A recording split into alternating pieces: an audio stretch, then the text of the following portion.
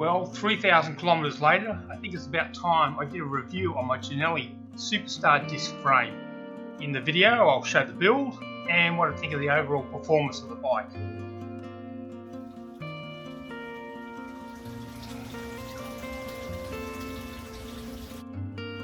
The first question would be, why did I pick the Cinelli? Well, firstly, I wanted a disc brake bike. Secondly, I wanted a lightweight one, and this frame only weighs 1,000 grams. Thirdly, I wanted something that still had racing geometry, which is what this has, but still has a compliant ride. I also wanted a bike that didn't have all the cables concealed in the handlebars, as I was wanting to use this bike for travelling, and fully concealed cabling is very, very hard to take apart and put back together when you're travelling. On group set selection, I had two criteria. One, it had to be mechanical for easier operation and servicing while you're travelling, and two, a reasonable price set. So obviously Shimano Ultegra comes into play straight away. The only changes I made to this group set was I put in the long cage rear derailleur, which allows me to run a 32 tooth rear cassette so I can have easier climbs. And the second change was I changed the rotors to Dura-Race rotors purely for cosmetic appearance. They had a black centre and it matches the bike better. Chain rings were 50-34, running 170mm cranks, which is unusual for me. Normally I run a 175, but I thought that on this bike I would try 170s for a change, and it's worked really well. To avoid the dreaded bottom bracket creak that you normally find with BB86 bottom brackets, I installed a Wheels Manufacturing screw together alloy bottom bracket with angled bearings. This is a very, very smooth bottom bracket with very little maintenance issues whatsoever and no creak.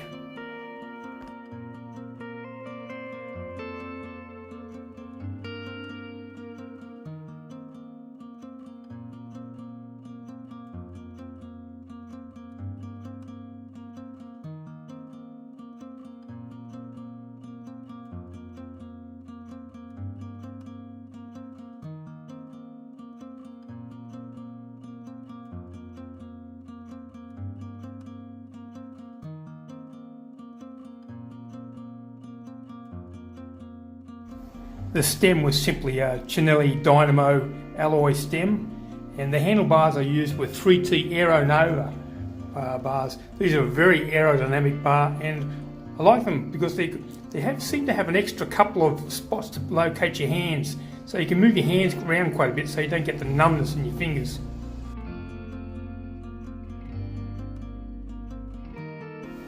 Saddle choice was a Pro Logo Scratch 2 with NAC rails.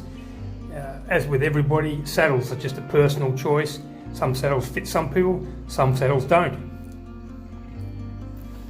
As this bike would be used for touring and racing, my pedal choice was quite simple.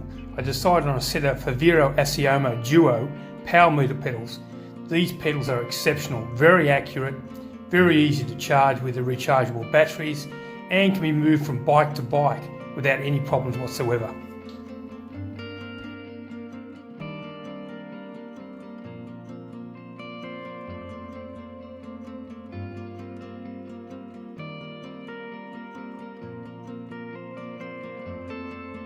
The video you're watching now is the descent into Bobbin Head in Sydney from the western side.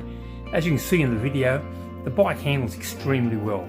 It points, it goes where you want it to go, it has no issues with the descent whatsoever.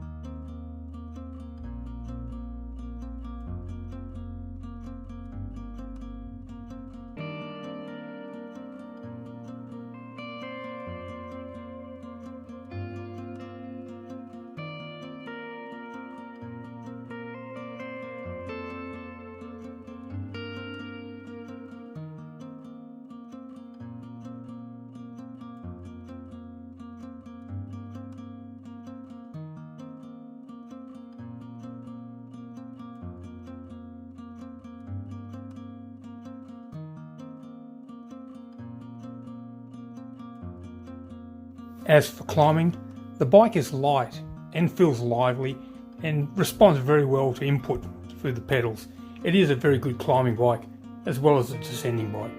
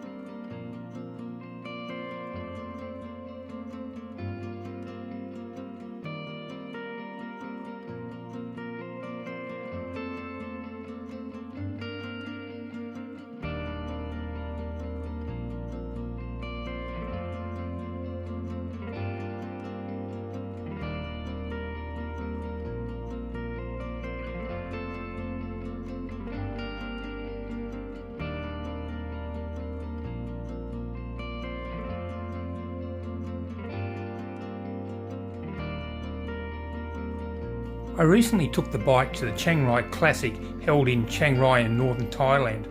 The bike was easily disassembled and put back together once I got to Thailand. The bike handled the event very, very well. Although it was a flat event, not much climbing at all, the bike rides extremely well on the flat as well.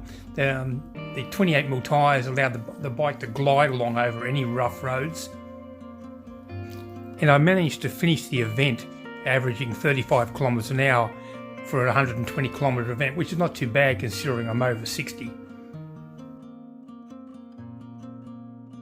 Now for the big question, would I recommend this bike to other riders? Yes, certainly I would.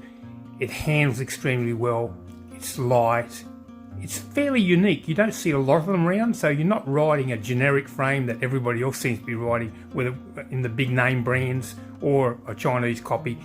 It is a very good quality bike. The finish is extremely good, the handling is great. It is definitely a bike I would recommend to other riders.